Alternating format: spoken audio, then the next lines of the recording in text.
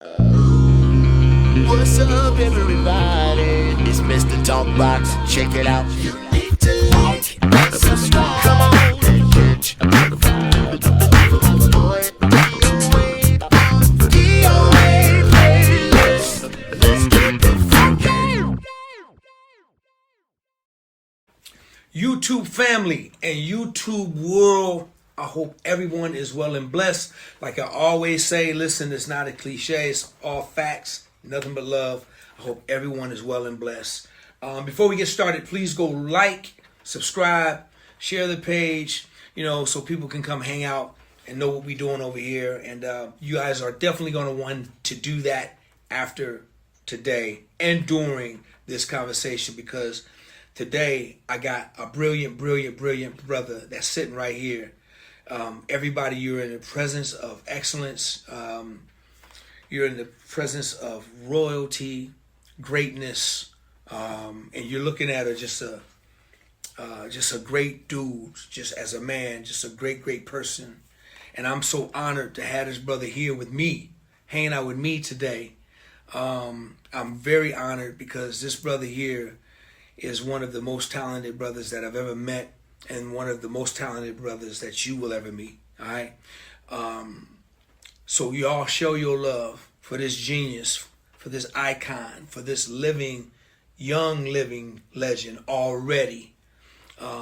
This brother here that's hanging out with me, none other than the one and the only, no one else like you, Morris Pleasure. Mo Pleasure. What's up, baby? DOA, man, I'm excited to be here. Thank you, brother, for having me. Amazing. Man, listen, man. This is I tell everybody, man, but I really mean this when I say it.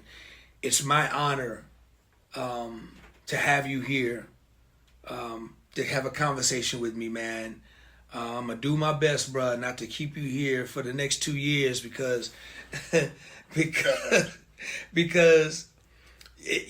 even after that, it still only will just be touching the surface, man, of how tremendously blessed you've been in this business and what you mean to music world, man. So, listen, man, thank you. It's all my honor. I am so glad you are here, Morris. Thank you, brother.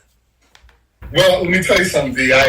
We were talking before, and I think you and I go back to like probably late '80s, and I'm sure if we did a few more checking, we'd probably find a few other things. But we never got to work together until last year. Paul Peterson hit us up about doing that Fun Friday thing, which was great. But I've been a fan of yours for a long time, bro. Wow. And to me, you were like, one of the consummate bassists and musicians of our time. And I'm just like really thrilled to be here. You do hurt my feelings a little bit sometimes when you play the bass because, I was just the other day, I think I had the bass in my lap. I saw something you did on Instagram and I just said, okay, let me just put this down. Maybe next lifetime, Get out of here, man. That's funny. That's funny, man. Listen, brother, thank you, man. But let's get into this, man. I'm so excited, man, to get this conversation going. First of all, Morris, where are you from? I'm from New Haven, Connecticut. I'm from, I don't know if you remember back in the day when we used to kind of do, I was with Najee and my big brother, Ron Lawrence, who rest in peace, died a few years ago. We used to see all you guys, like you were saying, Bobby G and you and Derek Organ and all you guys. We're both from Connecticut, and there's a lot of great musicians from Connecticut. I went to the University of Connecticut, and so my journey kind of went through New York, which was only less than 2 hours away from where I grew up. And I started in New Haven. I actually moved to a place called Guilford, Connecticut, which couldn't be more different than New Haven. It was a completely white town, Guilford, and we were one of the few black families there. My father was a school principal in the town. My mother was a math teacher in New Haven. So that's where I'm from.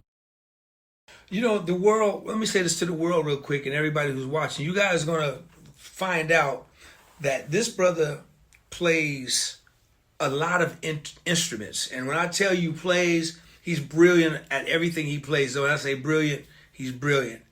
But the only instrument I really give a damn about, honestly, is the bass, right? Because he plays the bass and he's brilliant. So I just want to say this to you, man. Put the bass down, man. Stop. Please, bruh. That's no fair, man. You don't see me trying to pick up a violin or sitting on the keys. Cut it out, man. It's not fair, bruh. That's just a sidebar from the conversation. But y'all, this brother plays and you guys see his studio. He's got a bunch of gear, a bunch of guitars, basses. He plays everything, and he's phenomenal. So let me ask you this, brother. When did it start for you? Like, how old were you? 4 years old. Yeah, I was. My dad was a school principal, but he was a really good singer. Classically inclined. A lot of that, a lot of show tunes, this kind of stuff. And then somehow my parents saw something in me at 4 years old, so I started as a classical pianist, and that's kind of run through my whole career. I still play classically, and I still do featured as soloist with orchestras and all kinds of stuff. But that was the start of it. And then I kind of went from the piano. I picked up the violin. My whole life has kind of been wanting to be in the band. So that's kind of why all the instruments. I played violin for about 10, 12 years. Then I just, went on to trumpet, like in 7th grade. We moved from New Haven to Guilford. Like I said, my dad was school principal in our town. So 7th grade, I wanted to be in the band. I was in the orchestra, so I wanted to be in the band. So my mother got me a horn at a pawn shop. And next thing I was playing trumpet. I still play trumpet, but it's just been that kind of thing. When I was in 8th grade, when I saw a band called Earth, Wind and Fire, my big sister took me to something that a show I'd never seen before, and then I saw this guy playing the bass, and I was just like, okay, that's who I want to be. I want to be in a band like that. And little did I know that I would actually get to experience it as an adult. So you say 6th grade is when you saw Earth, Wind and Fire. I was 14 years old. Yeah. What grade were you in? I was probably 8th. 8th grade. Because I want to come back to that. I don't want to keep that. Yeah. I want to put that up here right for a minute on the back burner, just for one, because we're going to come back to that. So you were in the 8th grade when you saw Earth, Wind and Fire. You saw this bass player that we all wanted to be like. Yeah. Yeah. Okay. We gonna let's come back. I'm gonna come back to that, man, because that's crazy. Because I know because I know the end story. So let me ask you this: what's your gospel roots like? So I grew up, like I said, I started in New Haven, all right, and I certainly I was in a congregation church, black congregational church. 7 years old, we moved to Guilford, which was a completely white town. There were only about 4 or 5 black families in there. So church was very, not so soulful, I'll say, But my parents were both from Louisiana. My mom's from Crowley, my dad's from New Orleans. So we were always going down there every, Christmas, Easter, summers, hanging out spending summers with my cousins and this kind of stuff. And then I would be going to Baptist churches down there. And even my grandfathers were preachers and stuff. My aunt was an organist. And so when I first heard that kind of music and I was always around it, it stirred my soul to a point where I knew that it was like some kind of connection. And, I really wanted to play that kind of soul stirring music. And the thing about it is, even now, people think that I come from a background in the church, in gospel music and all that. But the truth of it is, I didn't. I just got to experience it every now and then, and it kind of became a flavor, sorts, in the way I play. So what you guys would do, you would Now, when you say you went down south, was it to visit, or did you like relocate and live, or would you get that gospel thing when you would just visit your family, then come back to Connecticut? Is that what it was? Exactly that, yeah. So I would, I'd go down there and it'd be Christmas or something. I'm sitting next to my aunt, Gwen, who's playing the organ and this and that. And, the preacher is like my grandfather or somebody, uncle or something like that. And I just sit next to her and watch her do this and watching people falling out in church and all this kind of stuff. And just, I hadn't experienced anything like that in Connecticut. So I just knew that music was really, really powerful. And I knew that like I was somehow connected to it. But I didn't grow up playing that kind of music in church. Now I heard, if I'm not mistaken, I think you said earlier you went to college. Did you go to college? I did. I got a degree from the University of Connecticut, UConn. Okay. Did you go straight through, or how did that happen? So I did. There was one little hitch, and that was okay. So we had a homecoming concert, and Ray Charles was the entertainment at the concert. So after the show, I went backstage, just kind of like see the musicians and see if I could maybe get an autograph or something like that. And this guy comes up to me, Clifford Solomon, rest in peace. Little did I know he was the music director for Ray Charles. And he asked me, hey man, we can get a beer around here. So I took him to our little local spot. We got a beer, we talked, and I said to him, I said, hey, how do you get on something like this? How do I end up making this a career out of doing this? And he gave me an address and told me to send a demo tape. I went into a studio for the first time in my life, made this tape, and I was kind of playing bass melodies and, also, stuff on the bottom and all that. Just kind of gave a couple different looks, and sent it to the address. Didn't think anything of it.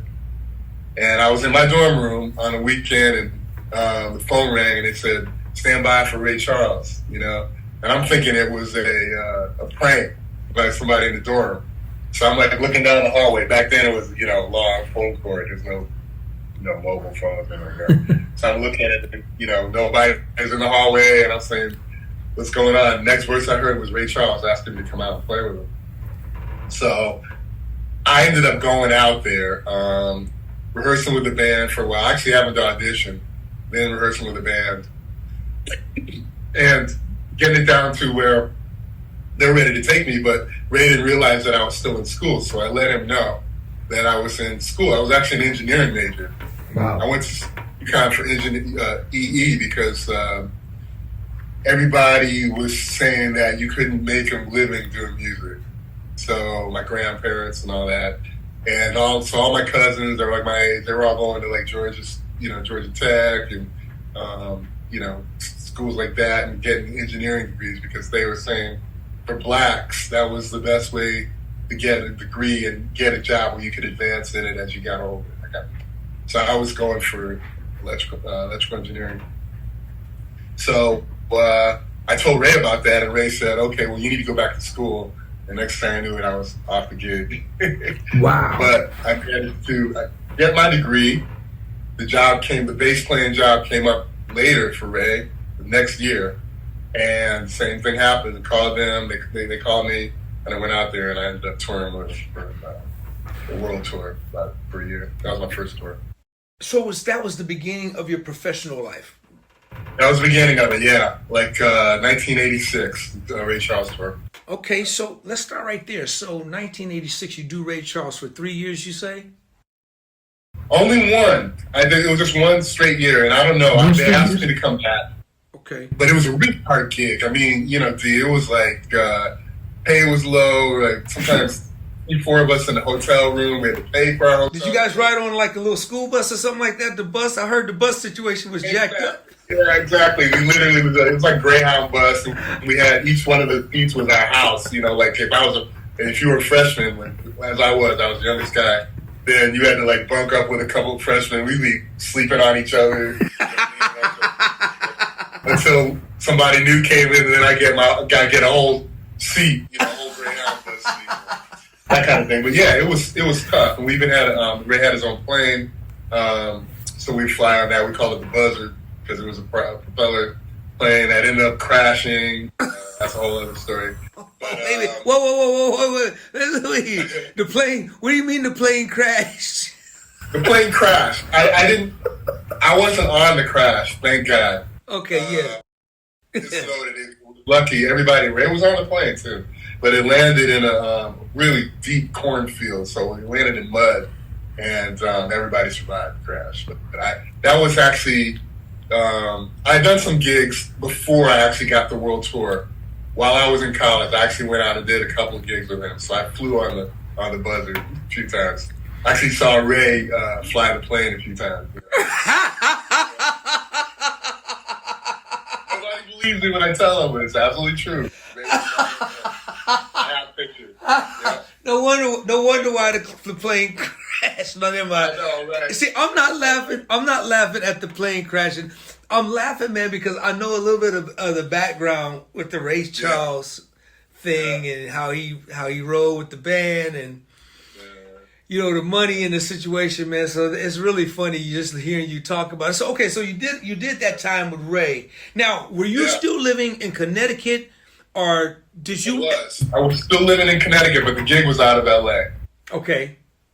So in my mind, I was going to end up being a bass player out of LA. Like I grew up like all of us did, listening to the sides. Like sitting there studying who's playing Nathan East, this so and so, Greg Fillingates. I wanted to be one of those guys. So I was like thinking that was like my a start for me to be like maybe get in there and get in LA and like become a studio bass player or something like that, But like it's the twists and turns of life are funny because what ended up actually happening was my next step was being a keyboard player out of New York City, and that's kind of weird how that'll happen. But it all happened through my friend Jeff Peabody, who was a great guitarist, and he was on the road with me with Ray Charles. He scored a steady gig in New York City in the Village. And after the year that I had done, he was in need of a keyboard player. And it was like 2-3 times a week down in the Village. Paid $40. It was like, didn't pay anything. I was close enough living in Connecticut to be able to drive down there and do the gig. And I'm telling you, D, like sometimes I'd be driving and like, snow, whatever, this kind of thing. I'd come out, somebody try to break into my car, steal my stuff out of my car, and that kind of stuff. I did that for several years. But what happened was out of that came a lot of people coming through right on Bleecker Street.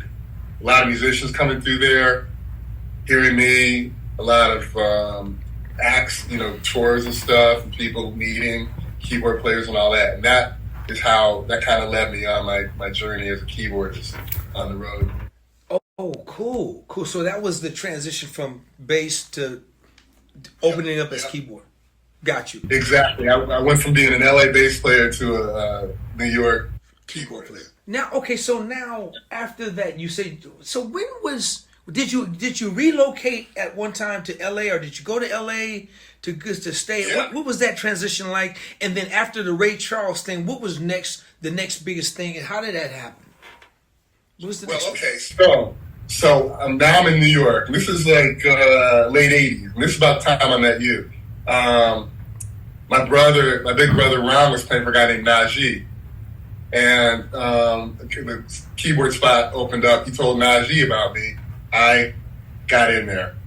And that started me, and I had some other gigs too, but that's what started me kind of on the path of doing all that. That's when all the smooth jazz stuff started, and all those radio stations, CD 101.9, and all those, NUA and all that stuff started happening. So we was like constantly touring. Najee had like gold records, so we were like, we'd finish one tour, next tour would be Najee and Jonathan Butler, Najee and Alex Leon, this kind of thing, and then that started leading to, so I ended up playing with all the, everybody from Diane Reeves, George Howard, Joan Albright, like that whole, Alex, as I mentioned, Angela Bofill, all those people. And that ended up, when they started the Quiet Storm, what they call them, Jazz Explosion tours. So they were doing, I don't know if I can't remember the promoter, but they got the great idea of having one band and several artists. So this was in '91. It was they did a tour with Najee, George Duke, Diane Reeves, and Everett Harp was in a band called 101 North, so they were on it too. So everybody got to pick a couple people from their band to be in the band. So George Duke had Ray Fuller, had Larry Kempel was on it and stuff, from the West Coast. Then I'm from the East Coast. Najee took me and Ron on guitar, me on keyboards. And then Diane Reeves had Billy Kilson and so on. And then we had Everett Harp and those guys to fill it out. So I met George Duke. And that's how I became an LA keyboard player. So that's when you relocated to LA. What year was this? Yeah, this was '91. George said to me, "Man, you should come out here, man. You could work out here." George Duke, Big Daddy, and I said, "Really? Okay." Boom. I told my girlfriend at the time we're moving to LA. So I moved from the East Coast back out to LA in '91, and I starved for about 2 or 3 years. No work out of LA. I was doing Le Cafe, baked potato, this kind of stuff with Everett every now and then, that kind of stuff. But I wasn't gigging enough to make a living. And thank God the East Coast gigs were still hiring me, so I would go back and do a Najee, Alex Munoz, or this kind of thing. But anyway, so I for a couple of years I kind of starved out there, but stayed with it, And then one day, Everett Harp did a promotional tour for his album. George Duke called me to play on his album, so I did a little playing on his album. But Everett did this promotional tour, and unfortunately, everybody that was in Everett's band doing all the local gigs weren't able to go. So I wasn't able to go because Rochelle had brought in Mike Bearden on keyboards, and we already had Brian Simpson, so there was no room for me. Larry Kempel was on bass, Ray Fuller, and Mike White on drums. But at the last minute, Larry Kempel on bass got another gig that he had to do, which was huge. It was like Journey or something, with Steve Perry or something, one of those big gigs, and he had to go. And he called me on the phone, and I don't know what possessed him to do this, but he said to me, he goes, "You play bass, don't you?" I go, "Yeah, I play bass." He's like, "Well, we got rehearsal tomorrow, and it's 2 rehearsals if you want to go play bass on a tour with Rochelle Farrell and Everett Harp." And I was like, "Yeah." And I went, and it was the weirdest thing in the world. I never played a 5-string. I went to Guitar Center, bought a 5-string bass, went right to rehearsal. Those guys were all looking at me like, "What are we gonna do?" And they were all, I'm plugging in, and everybody's kind of going, "This is not gonna work," and we can't believe we don't have Larry, and all this kind of stuff. And so I did that tour, and that kind of hooked me up. So once they heard you play, everybody was at peace. They was cool, right? It was cool once we started playing. Yeah. I'll never forget that day. I bet it's a lot of pressure. Yeah, it was a lot of pressure. And then Rochelle was like, "Well, look, I got a lot of days. Can you come play bass with me?" So I ended up playing bass with Rochelle for a while. Wow. We we came over here to London. We did this promotional tour in Europe. And back then, she was like the one, the voice, and she did these awards and this kind of stuff. And a guy named Jonathan Butler came to one of our shows, and guess what? He was like, "I knew you played keyboards because we had toured with them, with Najee, but I didn't know you played bass, and I need a bass player." So he hired me to be his bass player. Wow. The next thing I know, he was living in London, and he happened to be at the show. So a lot of times, the twists and turns in my career happened like that, and sometimes it was from one instrument to another. It's crazy how that happens, Mo, because just the one thing, you coming in, Larry calling you, to come in and step in and take over a gig, and man, dude, I probably would have been shaking in my boots because those are big. Larry Kempel, those are big, gigantic shoes. Wow.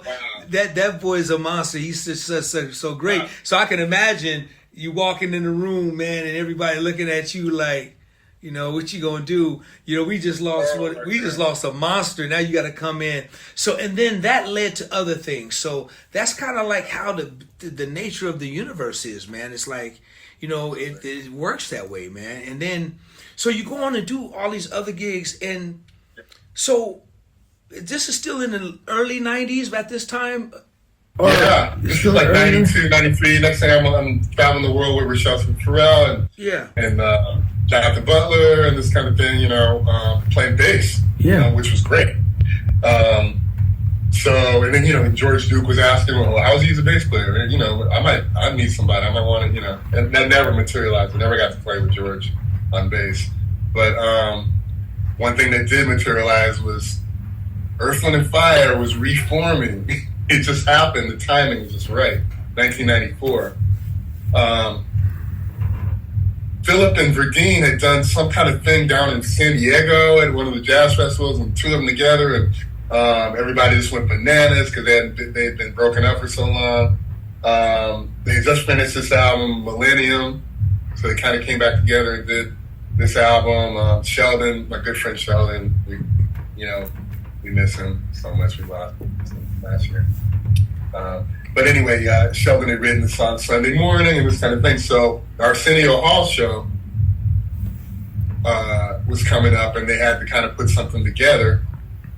George Duke told Phil Bailey, said, Big Daddy, who should I get on keyboards? Phil was like, George Duke said, Calm Hope. And I can't tell you how big of an Earth, Wind & Fire fan I was. This guy comes to my house, and I couldn't even speak. I just Philip came to my house, and we laugh about it now because we're good friends. I was terrible. But I had a little demo tape that I managed to slip to him. He played it for Maurice, and I got hired right to Earth, Wind & Fire. Okay, so now let's go back. That's that thing I put on the back burner, and I'm getting ready to go grab it and put it back right now. And this is our main course right here with this one. So you are in the 8th grade when you go see, right? Was it 8th grade? 8th grade when you go see your first Earth, Wind & Fire concert that your sister took you to, correct? Yes. Now here you are. Was it a big arena? Where were you watching that concert? Yeah, New Haven Coliseum. And when I say my sister, that's even weirder because my mother, who was, as I said, was a math teacher. She would take in kids that had problems, like drug problems and this and that. And this one particular girl, she was a Hopi Indian, was having problems, and she brought her into our house and raised her like she was one of our kids. So that when I say my sister, it's happened to be someone that my mother brought from. But my parents were very, very strict. My mother was very concerned about me getting into drugs because I had a cousin that was a musician. He got into drugs, this kind of thing. So it wasn't, she had, my big sister, Ramona, rest in peace, had to ask permission to take, for my birthday, to take me a gratitude tour. And that's where it all, that was the life-changing moment. So you go to this concert, man. You're in the 8th grade, Mo. Yeah. And you're looking at Verdine, and you're looking at Larry and Maurice and Phoenix Horns, and just the whole thing. And you're like, just like your most favorite band ever. To how many years later, was Philip sitting in your house, or who was in your house? Was that Philip that you gave to? So how many years later was that? That was, okay, so from 86 to 1980, I'm sorry, from 1976 to 1993. 93. How? Yeah, so that's, 15. Yeah, just years later, right? So the thing about it is, what trips me out about these conversations, man, which I love so much, brother, is that just to be able to just the dream, then the dream turns into the vision, turns into the dream, then the dream or dream turns to vision, then you make it a reality, you put it to the work, and then through those years and then years later is it's real. It happens. It becomes that dream is substance now. Now here you are getting ready to play with the greatest band ever. That same band that you saw in the 8th grade just was had no idea, just dreaming about.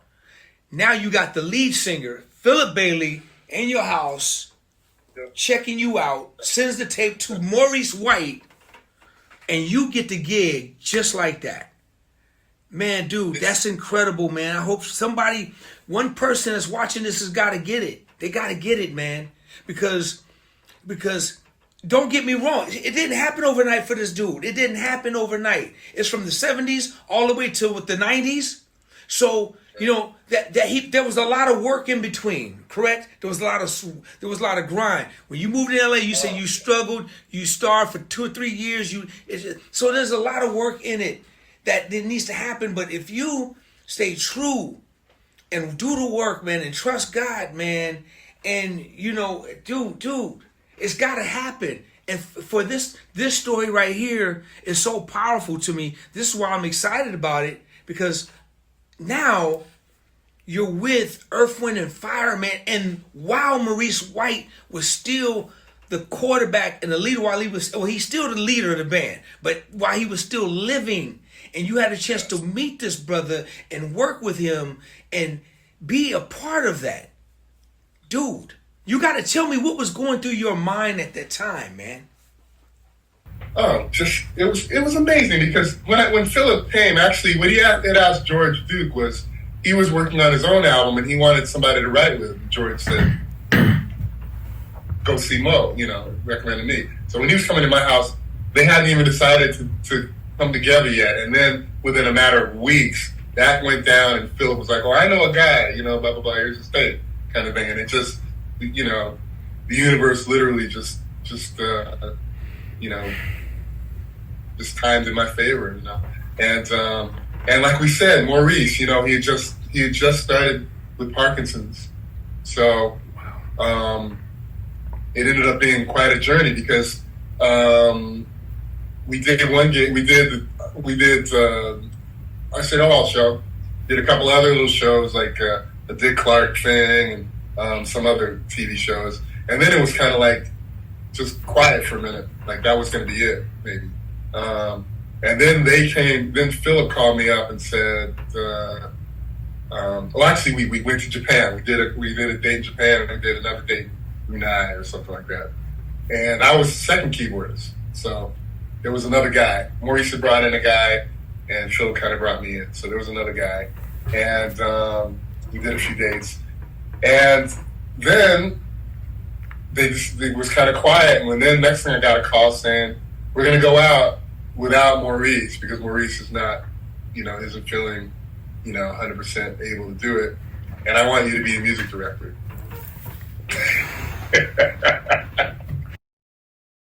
Now, wait a minute. I thought he was about to tell me I was fired. You know what I mean? Now, see, there we go. Going back to that kid that was in 8th grade with his sister, taking to see this concert. And then years later, not only are you a member of the band, but you are the musical director for Earth, Wind, and Fire. And man, y'all were loaded with musicians in that band. One of them being my brother from here, Sacramento, the hero, our hometown leader. He was the guy from Sacramento that we all wanted to be like, man. We looked up to him. We wanted to talk like him. We wanted to dress like him. We wanted to play like him. Robert Brookins, man, was in that band with you. Yeah, not only that, me and Rob were really good friends, and I stayed at his house, like we were, when Rob got in the band, we were kind of in charge of putting the shows together, the two of us. So a lot of times, it was the two of us kind of doing the pre-production on it and coming up with the thing and hanging out. And then we also played with Philip a lot. So when Philip would do his solo gigs, we go to Japan, together, and just too many adventures with that guy. Really, one of the coolest cats I ever met, one of the funniest guys I have ever met. You know, Robert, man, I just stuck around. when Robert was 17 and we were younger, a little younger, we used to watch Robert, and I tell this story a couple of times, and I'm going to say it again. I'll never stop saying it. We used to watch Robert go on the road and come off the road with, George Duke, man, at 17. As a kid, like as an 8-year-old, either 8-year-old, he was on Ed Sullivan as Little Robert and the Fondells. I mean, that sort of thing. Playing at 10 years old, he played drums with B.B. King. I mean, but when we used to watch him come back, from Brazil and New Zealand and Dubai and Rome and Japan with George and Stanley, man, we just would be in awe, man. We just knew. It just gave us a hope in our dreams that they could be a reality someday. So that's the seed he sowed into this community, man. And then you guys also had my little brother, man. Now, Gordon Campbell was in the band, right? Now wait a minute, man. So Gordon know that I was hooking up with you, so I got a message to say to you. The message goes like this. It says, you sounded good last night.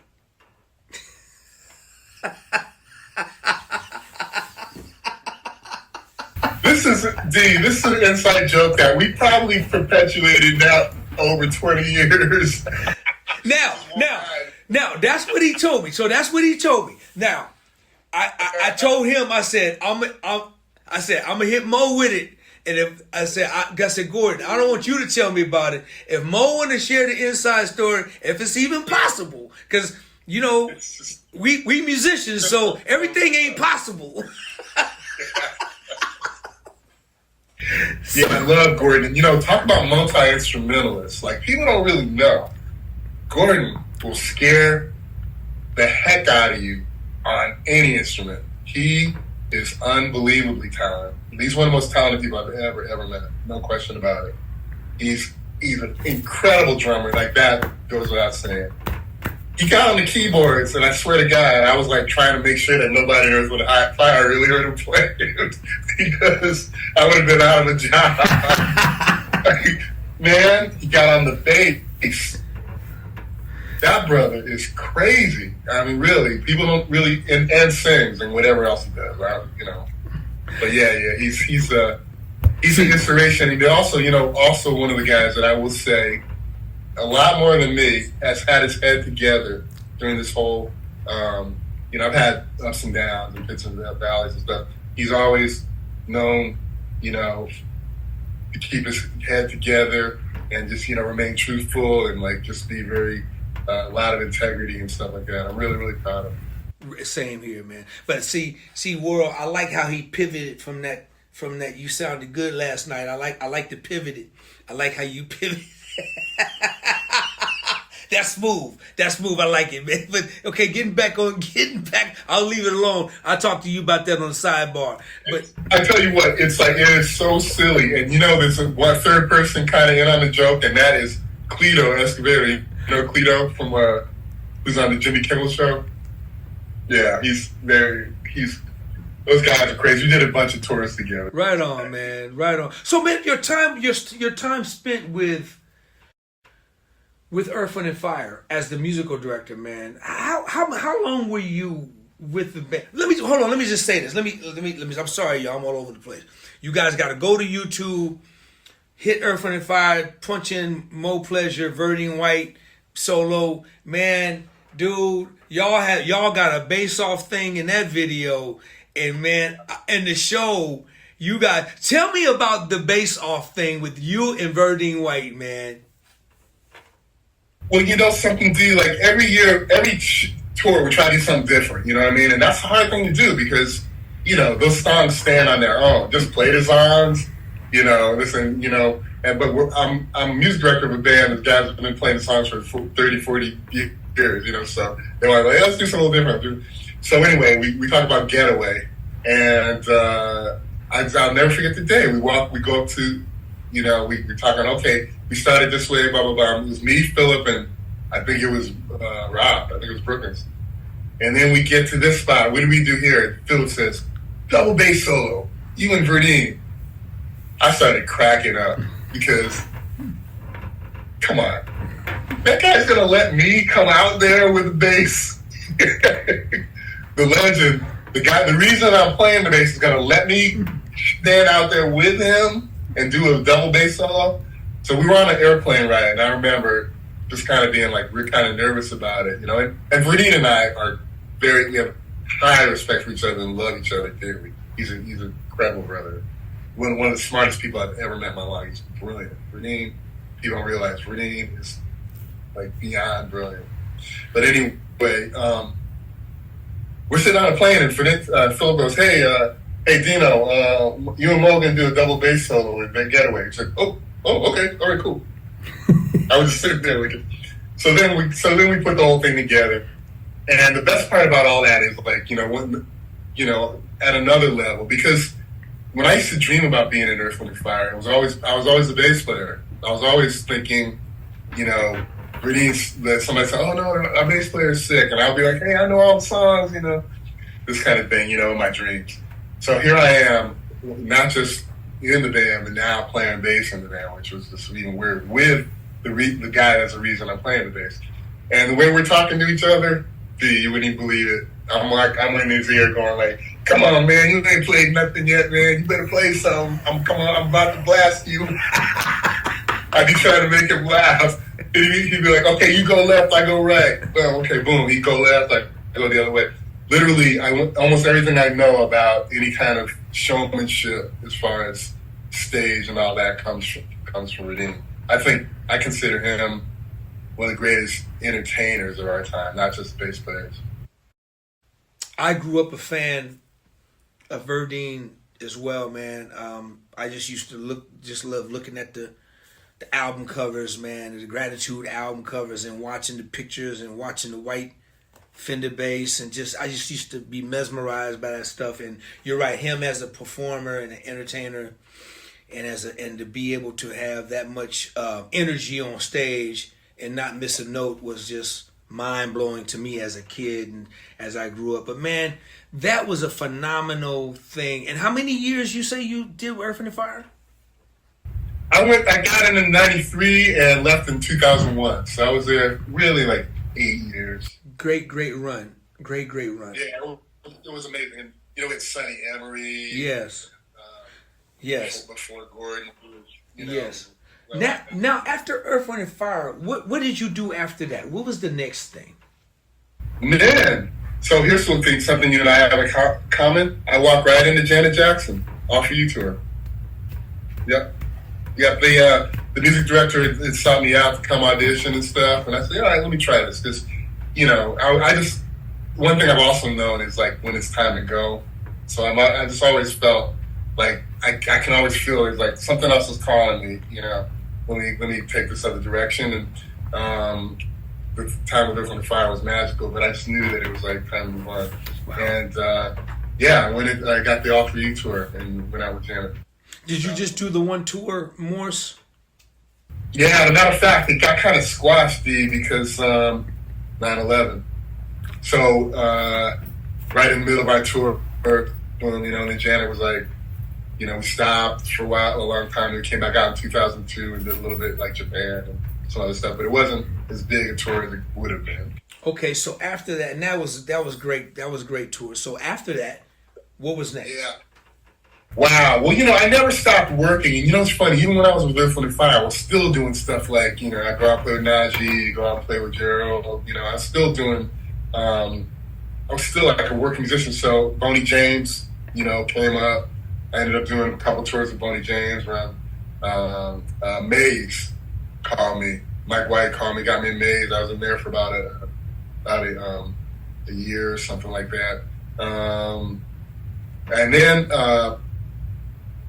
a bunch of stuff, it's hard to even remember now. Yeah.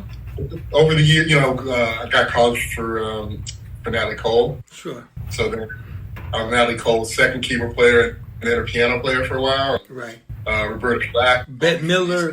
That came later. Yeah, that was 2015. But then in that time, Maxwell, I did Maxwell tour. Christina Aguilera, and then somewhere up in there, Michael Jackson, which was That's what I'm trying to get to. I knew it was coming. Let's talk about that, man. yeah, all right.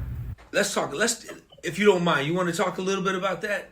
Oh yeah, absolutely, yeah. So, when you say Michael Jackson, what tour are we talking about with Michael? This is it. That never happened. Yeah. So, the This Is It tour, man, was about to change the world. I think you guys were about to do something that had never been done in music history. I remember when Tommy O got the gig and he called me and he said, "D, I got the gig," and I was so happy for him, man. So happy for him. And then I knew you were on it. I knew Alex, Al, and Michael, and all you guys.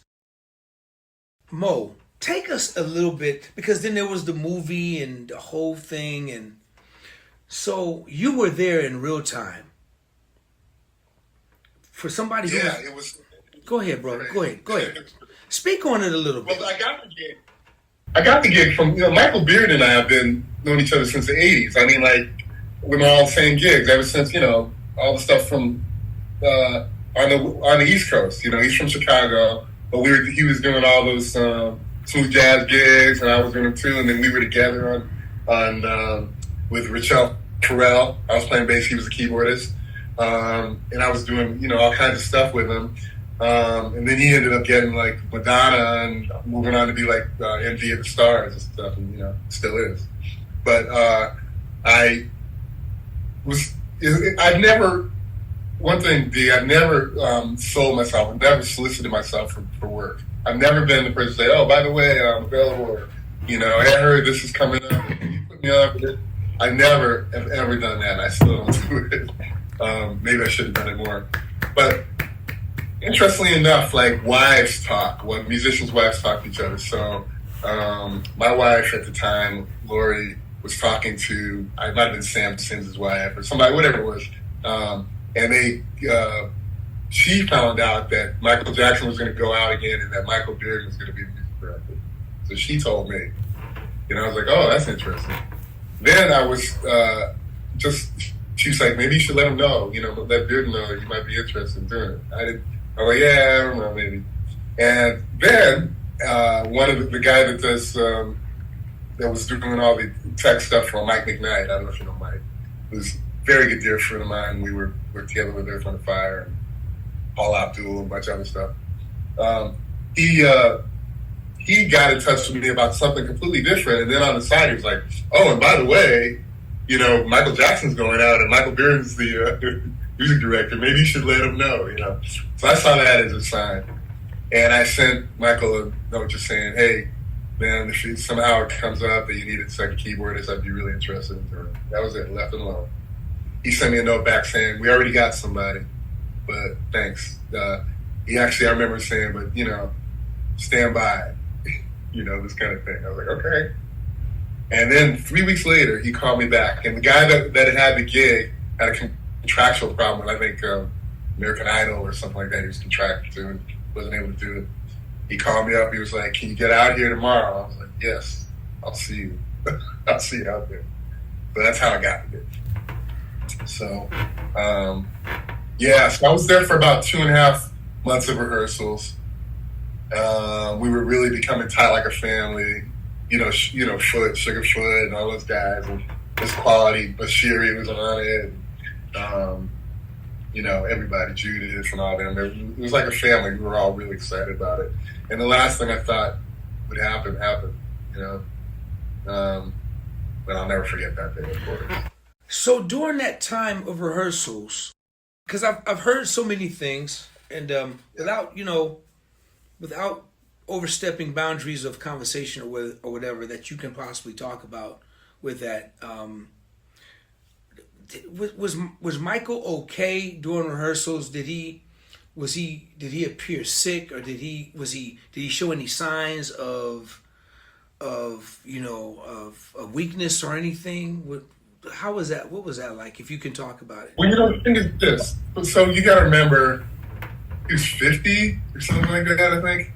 And I didn't know him. So, like, for me, and he was, he had 20-year-old dancers huffing and puffing, and giving him standing ovations for doing Billie Jean solo and stuff like that. It's a show I would have watched. You also know, you and I both know, D, that, like, performers don't go 100% in the rehearsal if you're rehearsing for months. Start getting towards the end. And then, at the same time, this is a guy that's like, who even knows what's happening with him on a business level, what he has to deal with. He's doing CGI stuff. One day he's got dance rehearsals, then he's coming in music rehearsal, all this kind of stuff. So, I didn't really judge that. I was just so busy trying to get my part right and do the work, that I wasn't thinking anything like that. Until maybe the last night. last day there was a gag we had to do on Thriller, and it involved a mechanical spider. And I thought it was a little bit weird. It took him a long time to kind of figure out how to manipulate this thing. But this is the crazy part. I'm going to tell you a story with Sugarfoot, who is, my dog. Absolutely love Sugarfoot.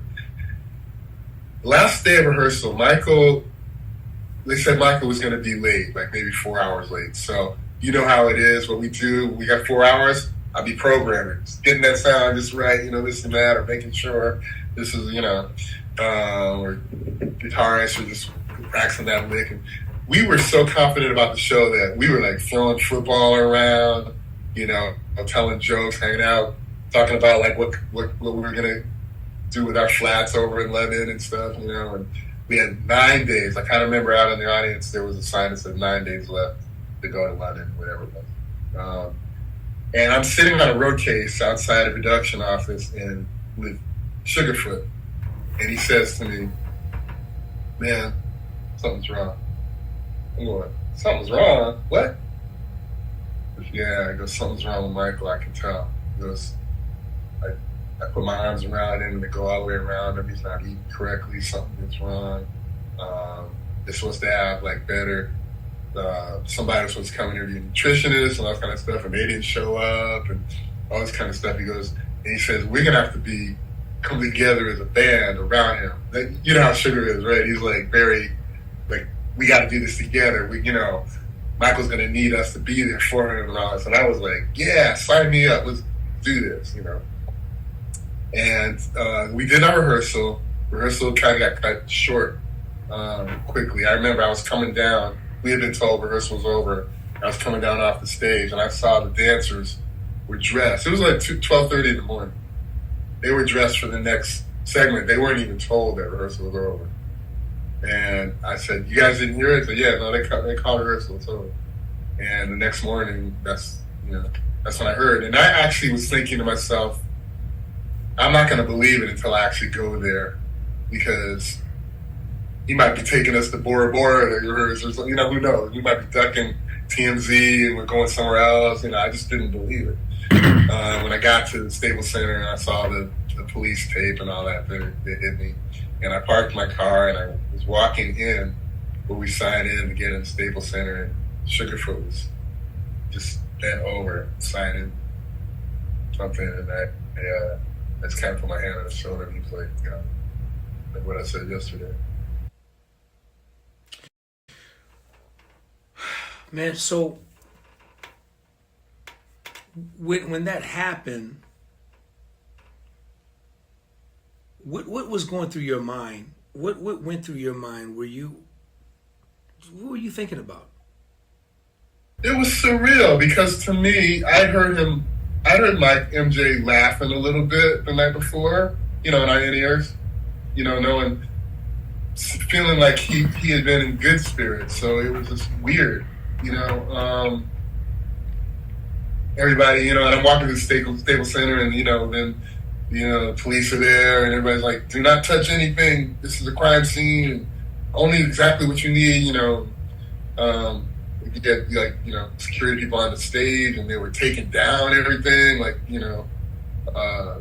okay, that's a wrap. We got the circus comes in here tomorrow or something, whatever it was. So, and then at the same time, you're walking through and people are crying and cheering, and people all these whales kind of coming throughout the, wailing, people just crying all throughout the building and all that as you're kind of collecting your stuff. It was surreal. We all went to a little restaurant that was supposed to be one of his favorites, and we all sat around and kind of reminisced about Michael and stuff. But the next thing I was on my way back home, right? I lived in Atlanta at the time, so and then the next time I saw everybody was his memorial service, which was really hard. Did you play? Yeah. Michael was dealing with AEG at the time, right? Randy Phillips and those guys, right? Yeah. Yeah, man, there's so much stuff that was out there about him. I that I know a couple of things that, was told to me, and I was heartbroken, man. I was devastated. I was devastated that when I got the news, like the whole world was, man. The whole world was saddened. And I was, so when did the reality set in with you financially, the future? Here's what, 2.5 years projected worth of work, something like that, just all gone all of a sudden.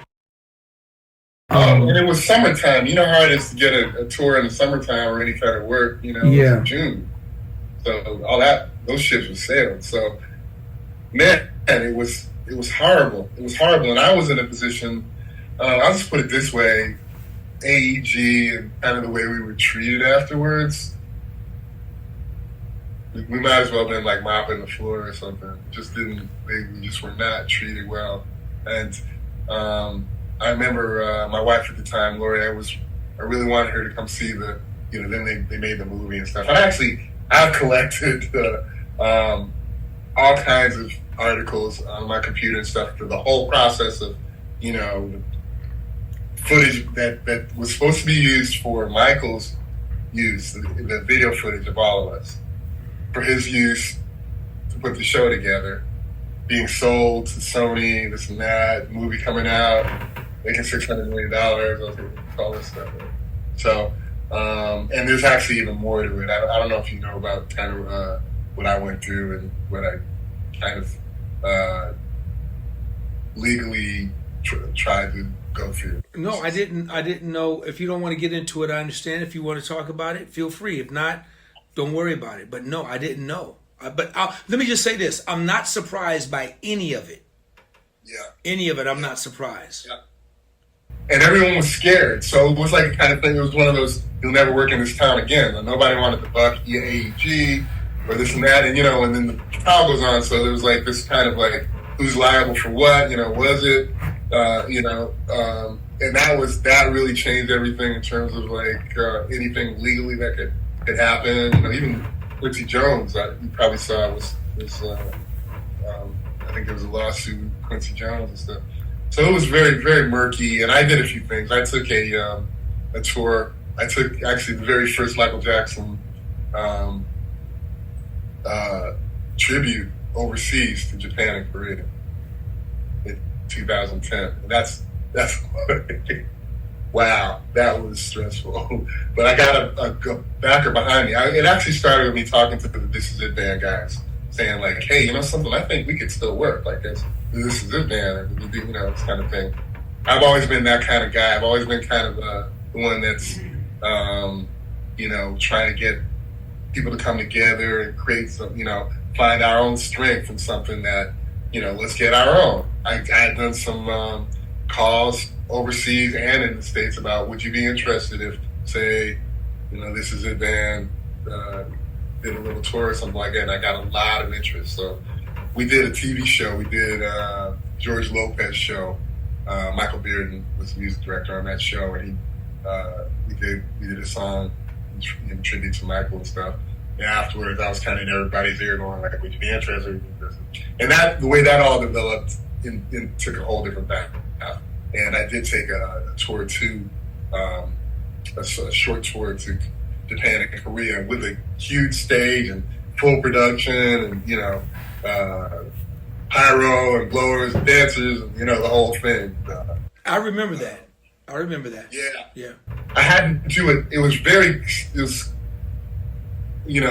they're very litigious, the Jackson family and his lawyers and all that. So it was a little, we kind of had somebody from their family helping, but it was a very, I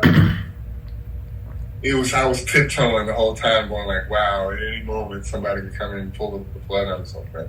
And we did. But yeah, so that was that. But then I was out of work. Like you said, I was completely out of work. And then 2 other things got canceled. I got Christina Aguilera, and that was a blessing. But then she ended up doing a movie, and they canceled our tour immediately. So it was like cancel tour. So yeah, it was tough time. Man, yeah, man, my heart just was hurting for all y'all because the whole world was excited about this one, and then what happened. And so after that, so were you a part of the George Lopez house band for the TV show? I subbed for Alex a few times on bass. Oh, did you? Okay. Yeah. Okay. Maybe about 4 times or something. Yeah, didn't call me up to do that. Yeah. Okay. Then so you went back to Atlanta. So the Christina gigs, those gigs got canceled. Then was this around the time you were saying, okay, it's time to get out of the country, or how did that all happen? Well, the getting out of the country came later. Like I've been over here in the UK. I live in Wales now, but I lived in London for a while. I basically left the States about 2015. So I've been here for a little over 8 years. But even before then, I was always doing my own projects. Like I saw kind of what's going on in tech and indie and all this kind of thing, and then, wow, you could do an album in your own house and this kind of thing, and you could trade files and this whole thing with wave sharing. Yeah. I was doing that stuff, like the whole thing about like what we do now on a regular basis. Like, hey, can you play bass on my album? Right. I send you the file, you play on it, send it back. I've been doing it since 1998. As a matter of fact, I cannot find anybody that's been doing it since that long. Mm-hmm. But the first one was George Duke, and it was 99. Right. And the internet hadn't turned into what it is lately, and we had to figure out ways around how to do it. Right. But I was always building my own businesses and, even creating apps and this kind of stuff. So I always thought my way forward was my own stuff. I did my own album, and I did another album called Audio Caviar with Ralph Johnson from Earth, Wind & Fire, and the guitarist from Denmark, and did another album with Sheldon Reynolds and Larry Dunn called The Wooded Spirits. And we had, Ronnie Laws and Taylor Carrington, and on and on and on. Like all those albums were like really star-studded. Then John Robinson and Michael Thompson and the boy from Rufus on bass, Bobby Watson. Oh, asked me to be part of a band of theirs called Native Son. So we did an album, So I was like really into independent projects and hoping that like one of them might take off, and then, then I would be like kind of, not have to tour so much or not be reliant on that kind of stuff. And but then in 2015, I did do the Bette Midler tour. Sonny Emery hooked me up with he hooked me up with an audition, and I went and auditioned, got the gig. So I was music director for Bette. Were you playing bass or keys? Keyboards. I was like a piano player. Okay. And then 15-piece band. It was amazing. Great. They had Taku, and Sonny was on drums, Sam Sims on bass. Oh wow. 2 guitar players, Jeff Pivar and Tyler Oconee. We had a 5-piece horn section, wow. 3 singers, Daryl Smith on the other keyboard. It was amazing band. I can imagine. Yeah, it was a lot of fun. It was really a lot of fun, and I was music director. But then I left. I went right out of that. I was coming over here to do a gig with John McLaughlin, the guitarist, at Ronnie Scott's in London. And I had been talking to an old friend there, and she was like very connected with a lot of things. And he said to me, well, if you come over here, can you stay for a week? Because I can get you some sessions and maybe a master class or two, this kind of thing. So I had a friend, one of my best friends in London, I could stay at his house, came over here, ended up staying for a month. And then I came back, kept coming back. And I was getting a lot of work over here because I didn't realize that people knew who I was. I really had no idea. I was just so busy doing the work, that I didn't think anybody was paying me any attention. Yeah. So I did that. And I forgot to mention David Foster, who I did several tours with as well. Yeah, David. And that was great because David would do like 4 or 5 artist tours. It might be Michael Bolton, Shaka, and Andre Bocelli, it could be anybody. So I got to play with a lot of artists that way, and some of those artists, like Peter Cetera, would take me into their band, and I kind of tour with them. So that's it in a nutshell, bro. And I'm still here doing my own projects. I'm doing a lot of master classes, doing a lot of writing. I do a lot of mentoring and teaching, and worldwide. I get a lot of calls in Europe and this and that. Got my own bands here. And my wife, I've got 2 kids, as I mentioned. And my wife is a singer, very good singer. So, that's what we're doing. So last question is, do you think you'll ever come back to the States, or is it there for you? I would love to come back to the States. I'd love to be able to kind of do both. I think my children are going to grow up here. Okay. Because it's just, and then, I'm watching the kind of what's happening in the States as far as, trends and politics and all that kind of stuff too. And just kind of keeping my eyes open on that. I feel like I still get calls every now and then from LA and stuff. Like I'll get a David Foster call, a Bette Midler call, this and other stuff too. But, I almost sometimes I sometimes tell my wife this, that like I should have stayed in LA a little bit longer and kind of, because I was kind of in that filling games, Nate and JR and all that clique. I could have maybe worked out a little more.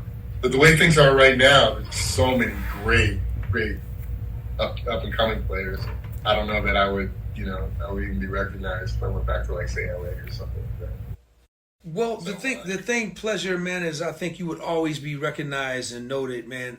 But the beautiful thing is, and like you said, since '98 you've been doing the file sharing thing. You can live anywhere in the world, man, and work and be busy and be happy. And that's the beautiful thing about where we are with technology right now. So it allows that. You understand what I'm saying? So you don't have to be so hands-on like back in the day. You can, like you say, you can somebody wants you to record a session, and just like send the files or knock it out or whatever it is. So, absolutely. I've been I really have still got a dream here, and that is to start a music school here. Oh, wow. There's so that with that kind of technology and really teach, because I do so many master classes and I see so many schools, and I'm kind of like,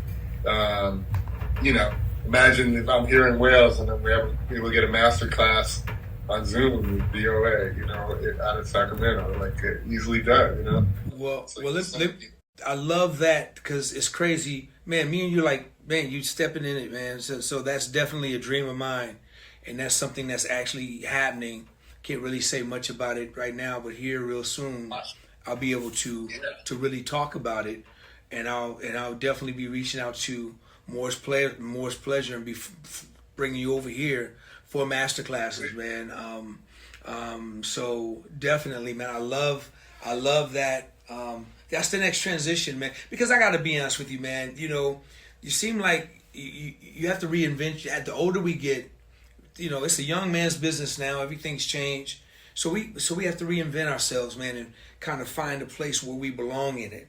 It's these guys. It's their world, like you said. There's a lot of up and coming players in, and I've accepted that fact a long time ago. Kind of like when I got out of bass business. I got out of bass business a long time ago because I needed something that belonged to me, and I knew as long as I made everybody else rich, that's good. It made me a few dollars. the bottom line is that it would never belong to me. So this is why I decided to, you see, we are surrounded around so many great producers and writers and people who are got these long legacies, are going to live way longer after we gone. I said, well, Derek, what's your legacy? What do you want your legacy to be? Well, DOA was a great bass player. He played for this, that, and that's pretty much it. Or do you want something, man, to have longevity, man, for, your family, your friends, your loved ones, that's some substance that they can just really actually touch your kids, your grandkids' kids, that they can touch from here on time. This playlist is not for today. This playlist is for 30, 40, 50 years from now. Yes. You dig what I'm saying? So people can go back and hear these stories and look up great ones that, I mean, dude, like I do today. I go up and look at history and try to find it today as much as I can possibly find. So this is what the playlist is for. It's not for today, it's for tomorrow and beyond, and be long even after I'm gone. And that's why I did this, man. And my goal is to have just my most favorites, man. And I'm thankful for you, brother, because you've always been one of my most favorites, man. And people, I'm sure they see why after this conversation, man. Your life, your career is so rich, man. It's rich and it's blessed. You played for everybody, man. I mean, you've done everything. You've done so much. Like I was telling Gordon, me and Gordon was talking, and I'll say this to you, man. If God doesn't do anything else for you, man, it's like, it's okay, because he's done everything. Right now with me, if God doesn't bless me with anything else, man, as far as anything, man, I'm good. I'm cool. Because right now I'm living like a greedy life, man. I still have goals. You never stop, like you said. You still have them goals, man. But man, God knows, man, I'm so thankful for everything he's done for me thus far in my life, man, in my 58 years on this planet. And then there's still other things that I want to do, that I want to step aside, let the newer generation come and dominate, do their thing. And here's the thing, man. We're blessed, man, because we lived it, Morris, in a time to when the money was just brilliant, where the opportunities were brilliant, when the career was just brilliant, man. We lived it in a time where you can get publishing deals, where you can do a two-song demo and walk away with $1 million recording deal with somebody. We lived that time. We lived tours when they were real tours, 16-month tours, 8-month tours, tour buses. We live that, man. I don't know if that will ever come back again. I pray it does. But this generation that we live in now, man, they do the weekend gigs, spot dates, or do a 6-week run, or, man, I just pray that they can experience a little bit, man, that we've been able to exceed, bro. I mean, I'm so grateful and thankful for where we are at my age. I'm thankful because we got a chance to live it in that moment, man, when the money was just, you could go and buy a house off a gig, off a tour. Or you can go take care of your family. Or you can, you got musicians like Nathan East and Leland Sklar, these very successful guys that's done it, that, they're the leaders of the game. And you can say, man, these guys did it at a level that was above and beyond our imagination. So, man, I'm thankful for guys like you. And now you're giving it back, man. You're teaching. You're letting... Through your teaching, man, them young kids are going to, when you're gone, your DNA is still going to be floating around here forever, man.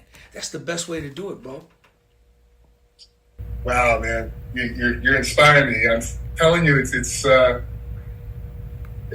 needed to hear that, and I appreciate that, brother. Thank you so much. Really did. Listen, man, before I let you go, because you play so many instruments. What is your main instrument, Mo? What's your main instrument? Well, it's basically keyboards and bass and piano. Okay, you said keyboards first. I'm gonna keep. Well, because I was going.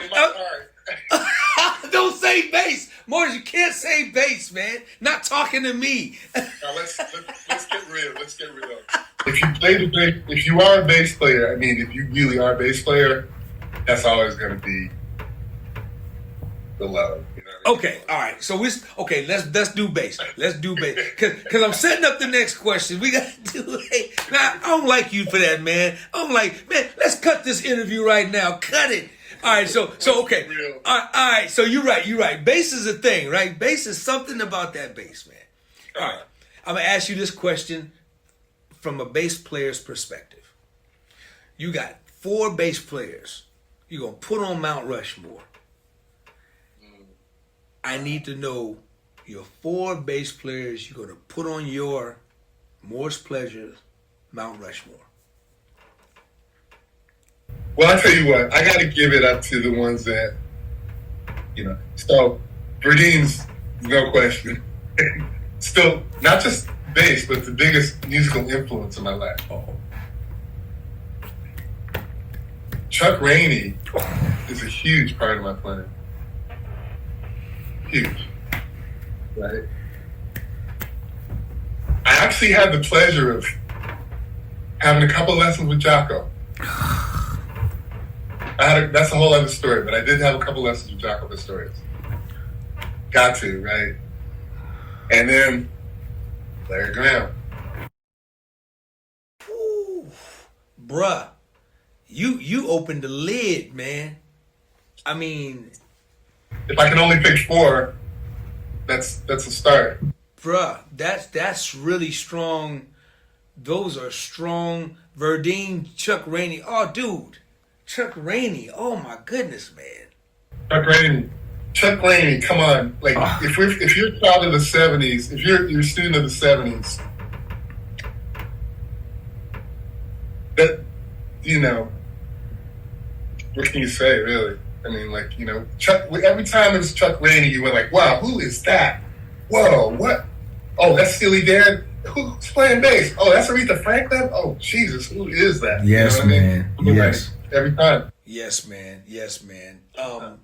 And it's Jocko, man. Dude, Jocko. Yeah, Jocko. Yeah, Jocko. Because, like, Jocko scared me because the first time I heard that weather report, I think Heavy Weather is when I first came in. I almost couldn't play it anymore because I was scared that I would stop playing bass. Jocko's ridiculous, definitely. Yeah, Jocko's ridiculous, and I knew him a little bit before he died. See, you blessed for that. You blessed for that one. And then, of course, man, Larry Graham, of course, man, the Grease Man. Okay. Like, you don't even know. You don't even have to say any more than that. Hey, man, no, I'm gonna say this, man. I'm gonna put you on top of Mount Rushmore as well, man. Simply because, dude, not only are you a phenomenal bass player, dude, you play everything phenomenal, bruh. And I wish, dude, the talent that you've been blessed with. You remind me of Chucky, man. Chucky's just, he can pick up any instrument. Yeah, he picks up any instrument and just, you know, goes crazy, man. So, dude, I salute you, man, and I'm gonna put you on top of my Mount Rushmore as we're gonna add a finger, we're gonna add a thumb to that, man. It's gonna be more pleasure, man. Listen, Morris, man. Listen, before we go, tell everybody how they can find you, brother. Well, you know, the best way right now is Instagram, basically Morris Pleasure on Instagram, and. Yeah, you know, most of my stuff is anything I'm going to do is going to come out through there. You know, I don't really have a good website right now. I am on Facebook as well, Mo Pleasure. I got a fan page on there, and bam, that's it. I got some new music coming out.